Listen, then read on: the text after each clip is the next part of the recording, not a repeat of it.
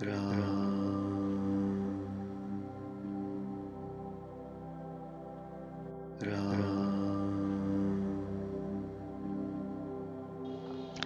माया जब शिवजी और ब्रह्मा जी को भी मोह लेती है तो दूसरा बेचारा क्या चीज है।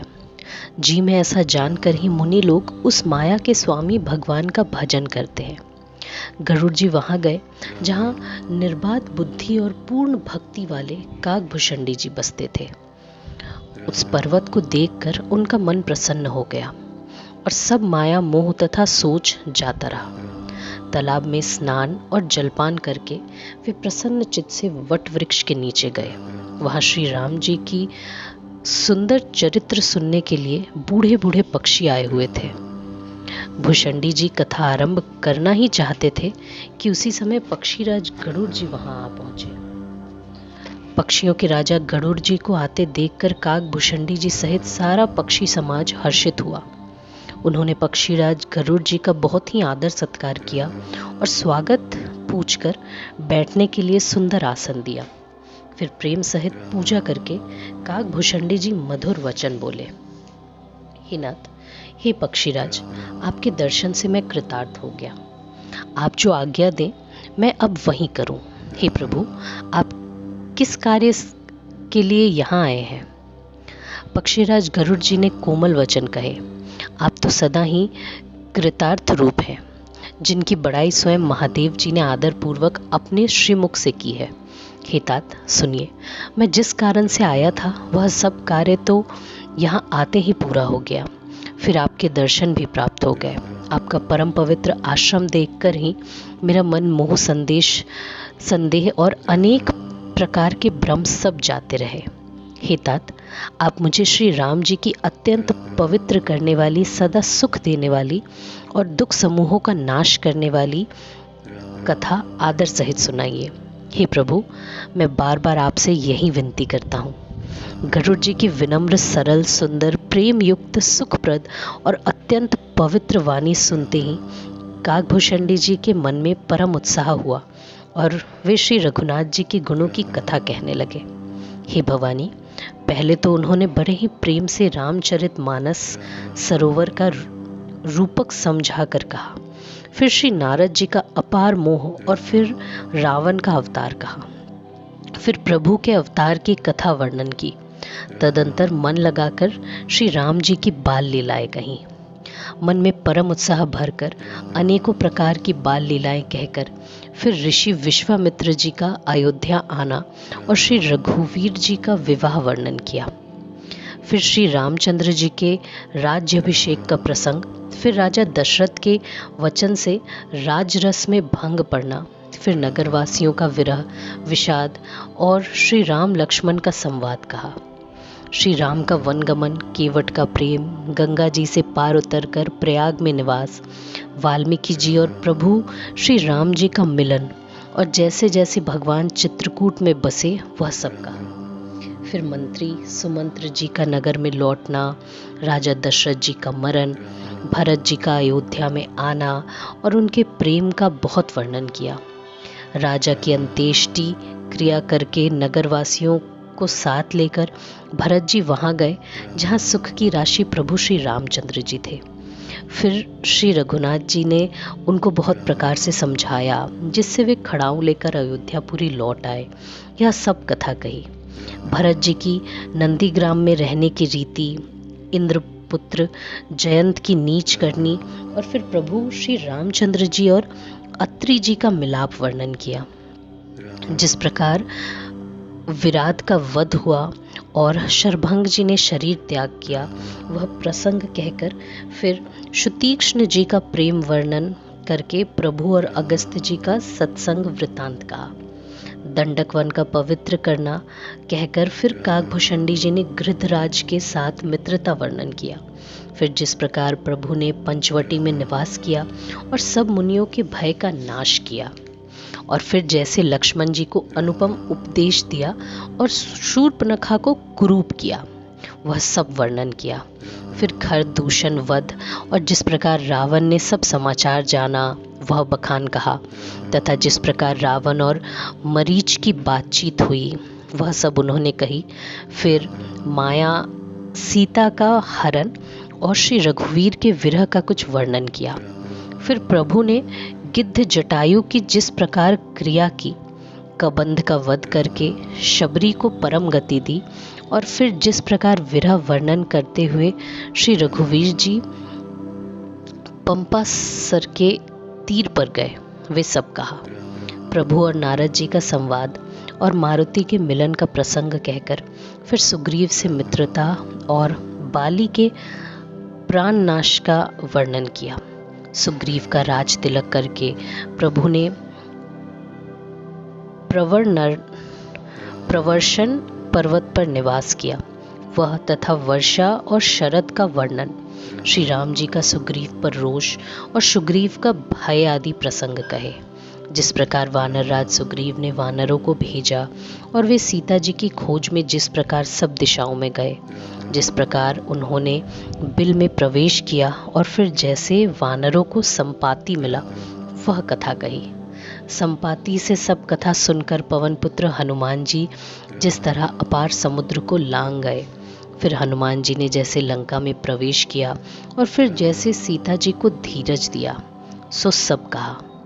अशोक वन को उजाड़कर, रावण को समझाकर, लंकापुरी को जलाकर, फिर जैसे उन्होंने समुद्र को लांगा और जिस प्रकार सब वानर वहां आए जहां श्री रघुनाथ जी थे और आकर श्री जानकी जी की कुशल सुनाई, फिर जिस प्रकार सेना सहित श्री रघुवीर जाकर समुद्र के तट पर उतरे और जिस प्रकार विभीषण जी आकर उनसे मिले, वह सब और समुद्र के बांधने की कथा उसने सुनाई। पुल बांधकर जिस प्रकार वानरों की सेना समुद्र के पार उतरी और जिस प्रकार वीर श्रेष्ठ बाली पुत्र अंगद दूत बनकर गए, वह सब कहा। फिर राक्षसों और वानरों के युद्ध का अनेकों प्रकार से वर्णन किया। फिर कुंभकर्ण और मेघनाथ के बल, पुरुषार्थ और संहार की कथा कही। नाना प्रकार के राक्षस समूहों के मरण तथा श्री रघुनाथ जी और रावण के अनेक प्रकार के युद्ध का वर्णन किया। रावण वध, मंदोदरी का शोक, विभीषण का राज्याभिषेक और देवताओं का शोक रहित होना कहकर फिर सीता जी और रघुनाथ जी का मिलाप कहा। जिस प्रकार देवताओं ने हाथ जोड़कर स्तुति की और फिर जैसे वानरों समेत पुष्पक विमान पर चढ़कर कृपाधाम प्रभु अवधपुरी को चले, वो कहा।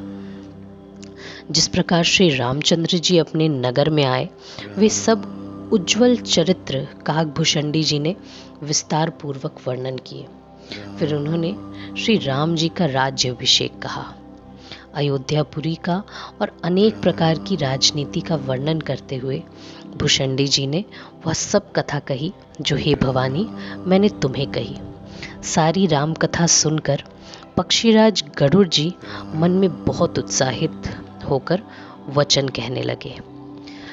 श्री रघुनाथ जी के सब चरित्र मैंने सुने, जिससे मेरा संदेह जाता रहा। हे काक शिरोमणि, आपके अनुग्रह से श्री राम जी के चरण में मेरा प्रेम हो गया। युद्ध में प्रभु का नागपाश से बंधन देखकर मुझे अत्यंत मोह हो गया था कि श्री राम जी तो सच्चिदानंद घन है, वे किस कारण व्याकुल है। बिल्कुल ही लौकिक मनुष्यों का सा चरित्र देखकर मेरे हृदय में भारी संदेह हो गया। मैं अब उस भ्रम को अपने लिए हित करके समझता हूँ। कृपा निधान ने मुझ पर यह बड़ा अनुग्रह किया। जो धूप से अत्यंत व्याकुल होता है, वही वृक्ष की छाया का सुख जानता है। हे तात, यदि मुझे अत्यंत मोह ना होता तो मैं आपसे किस प्रकार मिलता और कैसे अत्यंत विचित्र यह सुंदर हरि कथा सुनता जो आपने बहुत प्रकार से गाई है। वेद और शास्त्र और पुराणों का यही मत है, सिद्ध और मुनि भी यही कहते हैं। इसमें संदेह नहीं कि शुद्ध संत उसी को मिलते हैं जिसे श्री राम जी कृपा करके देखते हैं। श्री राम जी की कृपा से मुझे आपके दर्शन हुए और आपकी कृपा से मेरा संदेह चला गया। पक्षीराज गरुड़ जी की विनय और प्रेम युक्त वाणी सुनकर काकभूषणी जी का शरीर पुलकित हो गया। उनके नेत्रों में जल भर आया और वे मन में अत्यंत हर्षित हुए। हे उमा, सुंदर बुद्धि वाले सुशील पवित्र कथा के प्रेमी और हरि के सेवक श्रोता को पाकर सज्जन अत्यंत गोपनीय रहस्य को भी प्रकट कर देते हैं। काकभूषणी जी ने फिर कहा, पक्षीराज पर उनका प्रेम कम न था। हे नाथ, आप सब प्रकार से मेरे पूज्य हैं और श्री रघुनाथ जी के कृपा पात्र हैं। आपको न संदेह है न मोह अथवा माया ही है। हे नाथ, आपने तो मुझ पर दया की है। हे पक्षीराज, मोह के बहाने श्री रघुनाथ जी ने आपको यहाँ भेजकर मुझे बढ़ाई दी है। हे पक्षियों के स्वामी, आपने अपना मोह कहा, सो हे गोसाई, यह कुछ आश्चर्य नहीं है। नारद जी, शिव जी, ब्रह्मा जी और सनकादि जो आत्म तत्व के मर्मज और उसका उपदेश करने वाले श्रेष्ठ मुनि हैं, उनमें से भी किस किस को मोह ने अंधा नहीं किया। जगत में ऐसा कौन है जिसे काम ने न नचाया हो। तृष्णा ने किसको मतवाला नहीं बनाया, क्रोध ने किसका हृदय नहीं जलाया। इस संसार में ऐसा कौन ज्ञानी, तपस्वी, शूरवीर, कवि, विद्वान और गुणों का धाम है जिसकी लोभ ने विडंबना ना की हो। लक्ष्मी के मद ने किसको टेढ़ा और प्रभुता ने किसको बहरा नहीं कर दिया। ऐसा कौन है जिसे मृग नयनी के नेत्र बाण न लगे हो। गुणों का किया हुआ सन्निपात किसे नहीं हुआ। ऐसा कोई नहीं है जिसे मान और मद ने अछूता छोड़ा हो। यौवन के ज्वर ने किसे आपे से बाहर नहीं किया। ममता ने किसके यश का नाश नहीं किया। मत्सर ने किसको कलंक नहीं लगाया। शोक रूपी पवन ने किसे नहीं हिला दिया। चिंता रूपी सांपिन ने किसे नहीं खा लिया। जगत में ऐसा कौन है जिसे माया ना व्यापी हो। मनोरथ कीड़ा है, शरीर लकड़ी है। ऐसा धैर्यवान कौन है जिसके शरीर में यह कीड़ा ना लगा हो।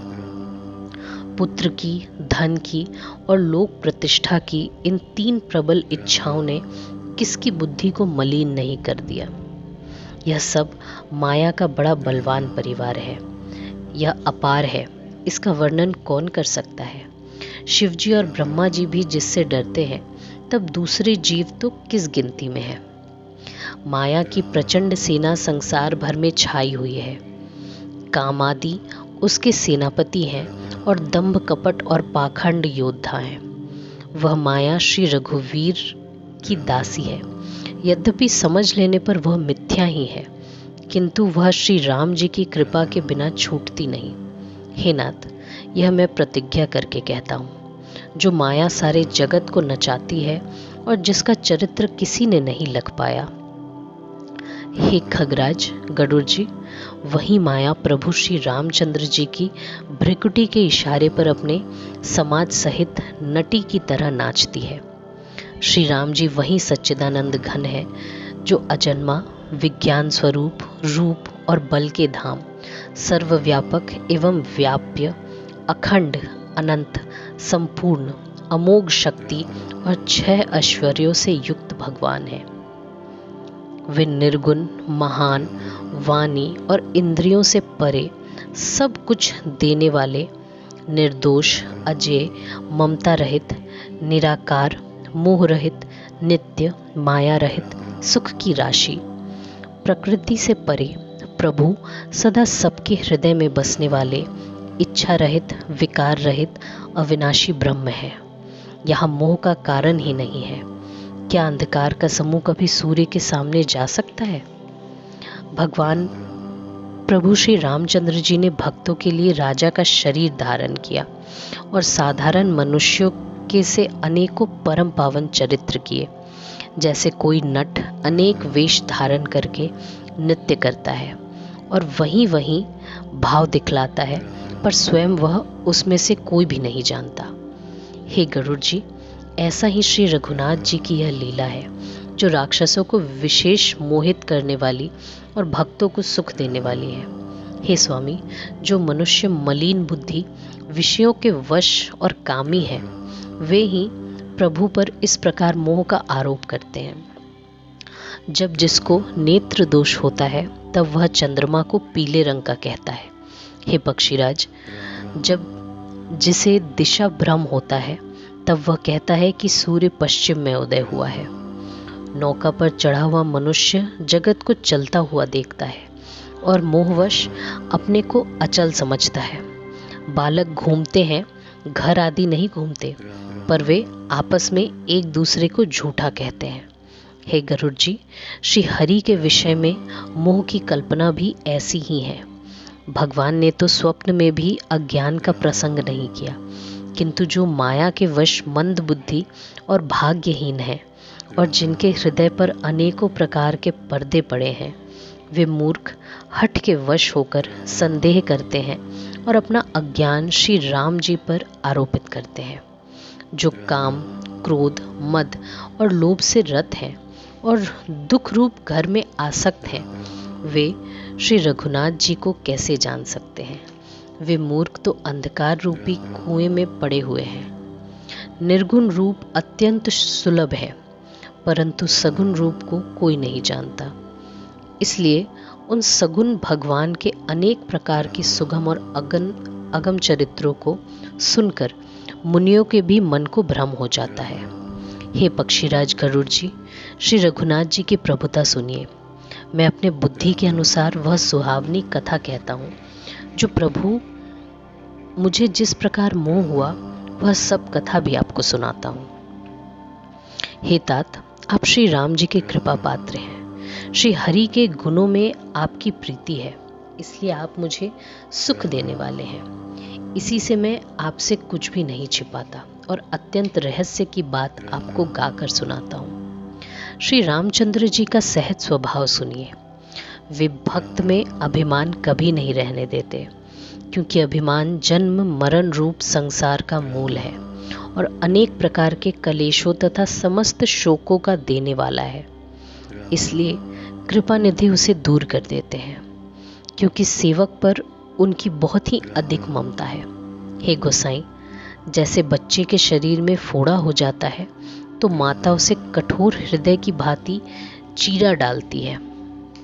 यद्यपि बच्चा पहले दुख पाता है और अधीर होकर रोता है, तो भी रोग के नाश के लिए माता बच्चे की उस पीड़ा को कुछ भी नहीं गिनती। उसी प्रकार श्री रघुनाथ जी अपने दास का अभिमान उसके हित के लिए हर लेते हैं। तुलसीदास जी कहते हैं कि ऐसे प्रभु को भ्रम त्याग कर क्यों नहीं बचते। हे पक्षीराज गरुड़ जी, श्री राम जी की कृपा और अपने जड़ता की बात कहता हूँ, मन लगाकर सुनिए। जब जब श्री रामचंद्र जी मनुष्य शरीर धारण करते हैं और भक्तों के लिए बहुत सी लीलाएं करते हैं, तब तब मैं अयोध्यापुरी जाता हूँ और उनकी बाल लीला देखकर हर्षित होता हूँ। वहाँ जाकर मैं जन्म महोत्सव देखता हूँ और लुभाकर 5 वर्ष तक वहीं रहता हूँ। बालक रूप श्री रामचंद्र जी मेरे ईष्ट देव हैं, जिनके शरीर में अरबों कामदेवों की शोभा है।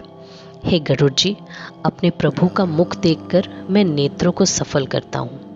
छोटे से कौवे का शरीर धरकर और भगवान के साथ साथ फिरकर मैं उनके भांति भांति के बाल चरित्रों को देखा करता हूँ। लड़कपन में वे जहाँ जहाँ फिरते हैं, वहाँ वहाँ मैं साथ साथ उड़ता हूँ और आंगन में उनकी जो जूठन पड़ती है उसे उठाकर खाता हूँ। एक बार श्री रघुवीर ने सब चरित्र बहुत अधिकता से किए। प्रभु की उस लीला का स्मरण करते ही काकभूषणी जी का शरीर पुलकित हो गया। भूषणी जी कहने लगे, हे पक्षीराज सुनिए, श्री राम जी का चरित्र सेवकों को सुख देने वाला है। राजमहल सब प्रकार से सुंदर है। सोने के महल में नाना प्रकार के रत्न जड़े हुए हैं। सुंदर आंगन का वर्णन नहीं किया जा सकता, जहाँ चारों भाई नित्य खेलते हैं। माता को सुख देने वाले बाल विनोद करते हुए श्री रघुनाथ जी आंगन में विचर रहे हैं। मरकतमणि के समान हरिताभ, श्याम और कोमल शरीर है। अंग अंग में बहुत से कामदेवों की शोभा छाई हुई है। नवीन कमल के समान लाल लाल कोमल चरण है। सुंदर अंगुलियां हैं और नख अपनी ज्योति से चंद्रमा की कांति को हरने वाले हैं। वज्रादि के 4 सुंदर चिन्ह हैं। चरणों में मधुर शब्द करने वाले सुंदर नुपुर हैं। मणियों रत्नों से जुड़ी हुई सेना की बनी हुई सुंदर करधनी का शब्द सुहावना लग रहा है। उदर पर सुंदर 3 रेखाएं हैं। नाभि सुंदर और गहरी है। विशाल वक्ष स्थल पर अनेकों प्रकार के बच्चों के आभूषण और वस्त्र सुशोभित है। लाल लाल हथेलियां, नख और उंगलियां मन को हरने वाली हैं। विशाल भुजाओं पर सुंदर आभूषण है। बाल सिंह के से कंधे और शंख के समान गला है। सुंदर ठुड्डी है और मुख तो छवि की सीमा ही है। कलबल वचन है। लाल लाल ओंठ है। उज्जवल सुंदर और छोटी छोटी 2-2 दंतुलियां हैं। सुंदर गाल, मनोहर नासिका और सब सुखों को देने वाली चंद्रमा की किरणों के समान मधुर मुस्कान है। नीले कमल के समान नेत्र जन्म मृत्यु से छुड़ाने वाले हैं। ललाट पर गुरोचन का तिलक सुशोभित है। भौहें टेढ़ी हैं। कान सम और सुंदर हैं। काले और घुंघराले केशों की छवि छा रही है। पीली और महीन झंगुली शरीर पर शोभा दे रही है। उनकी किलकारी और चितवन मुझे बहुत ही प्रिय लगती है। राजा दशरथ जी के आंगन में विहार करने वाली रूप की राशि श्री रामचंद्र जी अपनी परछाई देखकर नाचते हैं और मुझसे बहुत प्रकार के खेल करते हैं, जिन चरित्रों का वर्णन करते मुझे लज्जा आती है।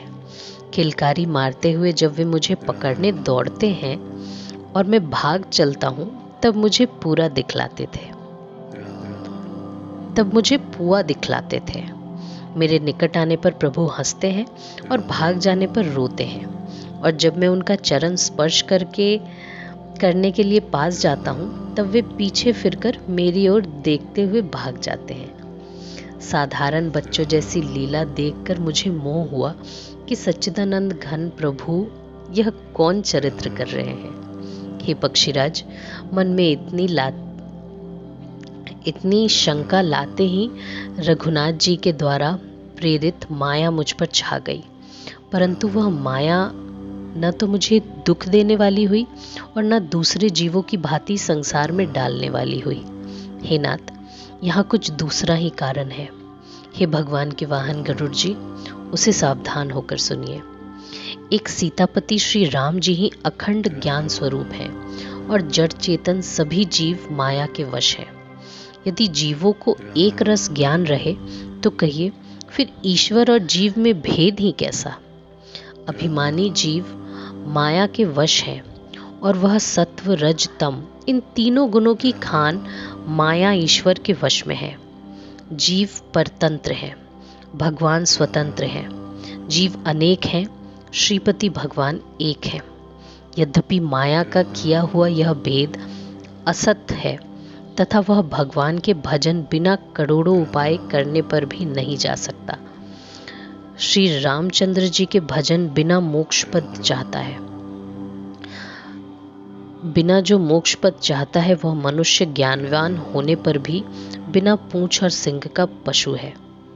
सभी तारागणों के साथ 16 कलाओं से पूर्ण चंद्रमा उदय हो और जितने पर्वत हैं उन सब में दावाग्नि लगा दी जाए तो भी सूर्य के उदय हुए बिना रात्रि नहीं जा सकती। हे पक्षीराज, इसी प्रकार श्री हरि के भजन बिना जीवों का कलेश नहीं मिटता। श्री हरि के सेवकों को अविद्या नहीं व्यापती, प्रभु की प्रेरणा से उसे विद्या व्याप्ति है। हे पक्षी श्रेष्ठ, इसी से दास का नाश नहीं होता और भेद भक्ति बढ़ती है। श्री राम जी ने मुझे जब भ्रम से चकित देखा तब वह हंसे। वह विशेष चरित्र सुनिए। उस खेल का मर्म किसी ने नहीं जाना, न छोटे भाइयों ने और न माता पिता ने ही। वे श्याम शरीर और लाल लाल हथेली और चरण तल वाले बाल रूप श्री राम जी घुटने और हाथों के बल मुझे पकड़ने को दौड़े। हे सर्पों के शत्रु गरुड़ जी, तब मैं भाग चला। श्री राम जी ने मुझे पकड़ने के लिए भुजा फैलाई। मैं जैसे जैसे आकाश में दूर उड़ता वैसे वैसे ही वहां श्री हरि की भुजा को अपने पास देखता था। मैं ब्रह्मलोक तक गया और जब उड़ते हुए मैंने पीछे की ओर देखा तो हे तात, श्री राम जी की भुजा में और मन में केवल 2 ही उंगली का बीच था। सातों आवरणों को भेद कर जहाँ तक मेरी गति थी वहाँ तक मैं गया, पर वहाँ भी प्रभु की भुजा को अपने पीछे देखकर मैं व्याकुल हो गया। जब मैं भयभीत हो गया तब मैंने आंख मूंद ली, फिर आंखें खोलकर देखते ही अवधपुरी में पहुंच गया। मुझे देखकर श्री राम जी मुस्कुराने लगे। उनके हंसते ही मैं तुरंत उनके मुख में चला गया। हे पक्षीराज सुनिए, मैंने उनके पेट में बहुत से ब्रह्मांडों के समूह को देखा। वहां अनेकों विचित्र लोग थे जिनकी रचना एक से एक की बढ़कर थी। करोड़ों ब्रह्मा जी और शिव जी, अनगिनत तारागण, सूर्य और चंद्रमा, अनगिनत लोकपाल, यम और काल, अनगिनत विशाल पर्वत और भूमि, असंख्य समुद्र, नदी, तालाब और वन तथा और भी नाना प्रकार की सृष्टि का विस्तार देखा। देवता, मुनि, सिद्ध, नाग, मनुष्य, किन्नर तथा चारों प्रकार के जड़ और चेतन जीव देखे, जो कभी न देखा था, न सुना था और जो मन में भी नहीं समा सकता था। वही सब अद्भुत सृष्टि मैंने देखी, तब उसका किस प्रकार वर्णन किया जाए। मैं एक एक ब्रह्मांड में एक एक 100 वर्ष तक रहता। इस प्रकार मैं अनेकों ब्रह्मांड देखता था फिरा। प्रत्येक लोक में भिन्न भिन्न ब्रह्मा, भिन्न भिन्न विष्णु, शिव, मनु, दिक्पाल, मनुष्य, गंधर्व, भूत, वैताल, किन्नर, राक्षस, पशु पक्षी, सर्प तथा नाना जाति के देवता एवं दैत्यगण थे। सभी जीव वहाँ दूसरे ही प्रकार के थे। अनेक पृथ्वी, नदी, समुद्र, तालाब, पर्वत तथा सब सृष्टि वहाँ दूसरी ही दूसरी प्रकार की थी। प्रत्येक ब्रह्मांड में मैंने अपना रूप देखा तथा अनेकों अनुपम वस्तुएं देखी। प्रत्येक भुवन में न्यारी ही अवधपुरी, भिन्न ही सरयू जी और भिन्न प्रकार के ही नर नारी थे। हे तात सुनिए, दशरथ जी, कौशल्या जी और भरत जी आदि भाई भी भिन्न भिन्न रूपों के थे। मैं प्रत्येक ब्रह्मांड में राम अवतार और उनकी अपार बाल लीलाएं देखता फिरता। हे हरिवाहन, मैंने सभी कुछ भिन्न भिन्न और अत्यंत विचित्र देखा। मैं अनगिनत ब्रह्मांडों में फिरा, पर प्रभु श्री राम जी को मैंने दूसरी तरह का नहीं देखा। सर्वत्र वही शिशुपन, वह शोभा और वही कृपालु श्री रघुवीर। इस प्रकार मोह रूपी पवन की प्रेरणा से मैं भुवन भुवन में देखता फिरता था। अनेकों ब्रह्मांडों में भटकते मुझे मानो 100 कल्प बीत गए। फिरता फिरता मैं अपने आश्रम में आया और कुछ काल वहाँ रहकर बिताया। फिर जब अपने प्रभु का अवधपुरी में जन्म सुन पाया, तब प्रेम से परिपूर्ण होकर मैं हर्षपूर्वक उठ दौड़ा। जाकर मैंने जन्म महोत्सव देखा, जिस प्रकार मैं पहले वर्णन कर चुका हूँ। श्री रामचंद्र जी के पेट में मैंने बहुत से जगत देखे, जो देखते ही बनते थे, वर्णन नहीं किए जा सकते। वहाँ फिर मैंने सुजान माया के स्वामी कृपालु भगवान श्री राम को देखा। मैं बार बार विचार करता था, मेरी बुद्धि मोह रूपी कीचड़ से व्याप्त थी। यह सब मैंने 2 ही घड़ी में देखा। मन में विशेष मोह होने से मैं थक गया। मुझे व्याकुल देखकर तब कृपालु श्री रघुवीर हंस दिए। हे धीर बुद्धि गरुड़ जी सुनिए। उनके हंसते ही मैं मुंह से बाहर आ गया।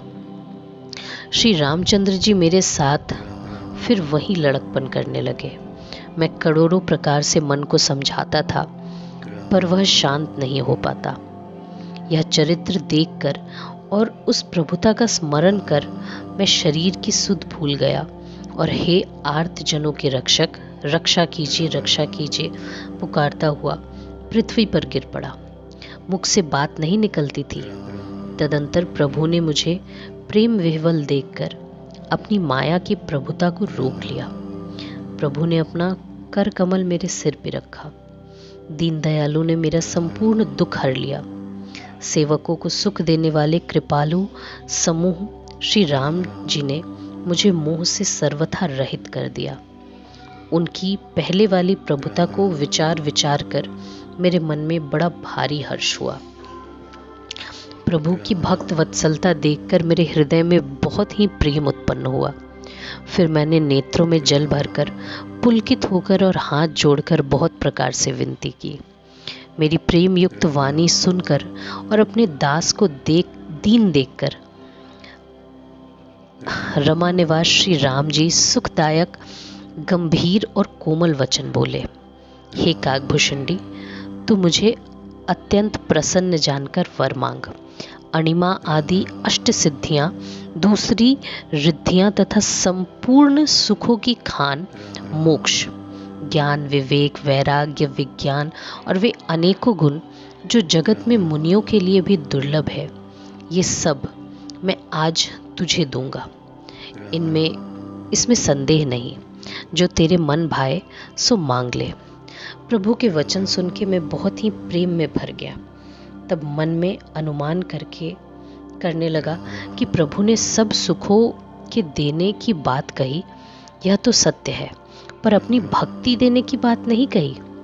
भक्ति से रहित सब गुण और सब सुख वैसे ही हैं जैसे नमक के बिना बहुत प्रकार के भोजन के पदार्थ। भजन से रहित सुख किस काम के? हे पक्षीराज, ऐसा विचार कर मैं बोला, हे प्रभु, यदि आप प्रसन्न होकर मुझे वर देते हैं और मुझ पर कृपा और स्नेह करते हैं तो हे स्वामी, मैं अपना मन भाया वर मांगता हूँ। आप उदार हैं और हृदय के भीतर जानने वाले हैं। आपकी जिस अविरल एवं विशुद्ध भक्ति को श्रुति और पुराण गाते हैं, जिसे योगीश्वर मुनि खोजते हैं और प्रभु की कृपा से कोई विरला ही जिसे पाता है। हे भक्तों के कल्प वृक्ष, हे शरणागत के हितकारी, हे कृपा सागर, हे सुखधाम श्री राम जी, दया करके मुझे अपनी वही भक्ति दीजिए। एवमस्तु कहकर रघुवंश के स्वामी परम सुख देने वाले वचन बोले। हे काक, सुन, तू स्वभाव से ही बुद्धिमान है, ऐसा वरदान कैसे न मांगता। तूने सब सुखों की खान भक्ति मांग ली। जगत में तेरे समान बड़भागी कोई नहीं है।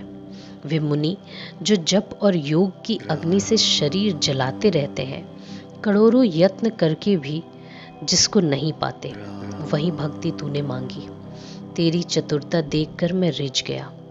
यह चतुरता मुझे बहुत ही अच्छी लगी। हे पक्षी, सुन, मेरी कृपा से अब समस्त शुभ गुण तेरे हृदय में बसेंगे। भक्ति, ज्ञान, विज्ञान, वैराग्य, योग, मेरी लीलाएं और उनके रहस्य तथा विभाग, इन सब के भेद को तू मेरी कृपा से ही जान जाएगा। मुझे साधन का कष्ट नहीं होगा। माया से उत्पन्न सब भ्रम अब तुझको नहीं व्यापेंगे।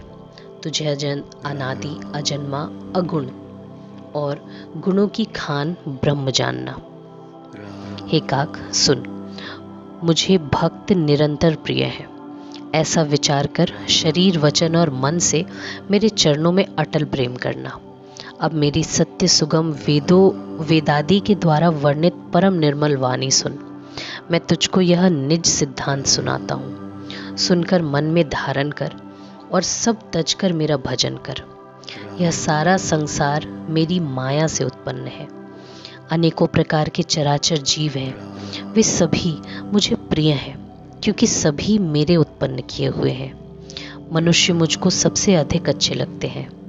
उन मनुष्यों में भी द्विजों में भी वेदों की धारण करने वाले, उनमें भी वेदोक्त धर्म पर चलने वाले, उनमें भी विरक्त मुझे प्रिय है। वैराग्यवानों में फिर ज्ञानी और ज्ञानियों से भी अत्यंत प्रिय विज्ञानी है। विज्ञानियों से भी प्रिय मुझे अपना दास है, जिसे मेरी ही गति है, कोई दूसरी आशा नहीं है।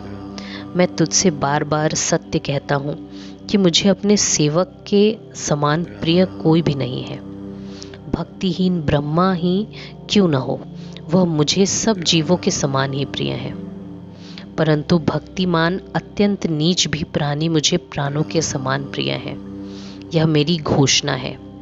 पवित्र, सुशील और सुंदर बुद्धि वाला सेवक बता किसको प्यारा नहीं लगता। वेद और पुराण ऐसी ही नीति कहते हैं। हे काक, सावधान होकर सुन। एक पिता के बहुत से पुत्र पृथक पृथक गुण, स्वभाव और आचरण वाले होते हैं। कोई पंडित होता है, कोई तपस्वी, कोई ज्ञानी, कोई धनी, कोई शूरवीर, कोई दानी, कोई सर्वज्ञ और कोई धर्मपरायण होता है। पिता का प्रेम इन सभी पर समान होता है, परंतु इनमें से यदि कोई मन, वचन और कर्म से पिता का ही भक्त होता है, स्वप्न में भी दूसरा धर्म नहीं जानता, वह पुत्र पिता को प्राणों के समान प्रिय होता है, यद्यपि वह सब प्रकार से अज्ञान ही हो। इस प्रकार तिर्यक मतलब पशु पक्षी, देव, मनुष्य और असुरों समेत जितने भी चेतन और जड़ जीव हैं, यह संपूर्ण विश्व मेरा ही पैदा किया हुआ है, अतः सब पर मेरी बराबर दया है। परंतु इसमें जो मद और माया छोड़कर मन, वचन और शरीर से मुझको भजता है, वह पुरुष हो, नपुंसक हो, स्त्री हो अथवा चर अचर कोई भी जीव हो, कपट छोड़कर जो भी सर्व भाव से मुझे भजता है, वही मुझे परम प्रिय है। हे पक्षी, मैं तुझसे सत्य कहता हूँ, पवित्र सेवक मुझे प्राणों के समान प्यारा है। ऐसा विचार कर सब आशा भरोसा छोड़कर मुझी को भज। मुझे काल कभी नहीं व्यापेगा, तुझे काल कभी नहीं व्यापेगा। निरंतर मेरा स्मरण और भजन करते रहना। प्रभु के वचनामृत सुनकर मैं तृप्त नहीं होता। मेरा शरीर पुलकित था और मन में मैं अत्यंत ही हर्षित हो रहा था। वह सुख मन और कान ही जानते हैं, जीभ से उसका बखान नहीं किया जा सकता। प्रभु की शोभा का वह सुख नेत्र ही जानते हैं, पर वे कह कैसे सकते हैं, उनके वाणी तो है नहीं। मुझे बहुत प्रकार से भली भांति समझाकर और सुख देकर प्रभु फिर वहीं बालकों के खेल करने लगे। नेत्रों में जल भरकर और मुख को कुछ रूखा बनाकर उन्होंने माता की ओर देखा। बहुत भूख लगी है। यह देखकर माता तुरंत उठ दौड़ी और कोमल वचन कहकर उन्होंने श्री राम जी को छाती से लगा लिया। वे गोद में लेकर उन्हें दूध पिलाने लगी और श्री रघुनाथ जी की ललित लीलाएं गाने लगी। जिस सुख के लिए सुख देने वाले कल्याण रूप त्रिपुरारी शिव जी ने अशुभ वेश धारण किया, उस सुख में अवधपुरी के नर नारी निरंतर निमग्न रहते हैं। उस सुख का लवलेश मात्र जिन्होंने एक बार स्वप्न में भी प्राप्त कर लिया, हे पक्षीराज, वे सुंदर बुद्धि वाले सज्जन पुरुष उसके समान ब्रह्म सुख को भी कुछ नहीं गिनते। मैं और कुछ समय तक अवधपुरी में रहा और मैंने श्री राम जी की रसीली बाल लीलाएं देखी। श्री राम जी की कृपा से मैंने भक्ति का वरदान पाया। तदंतर प्रभु के चरणों की वंदना करके मैं अपने आश्रम लौट आया।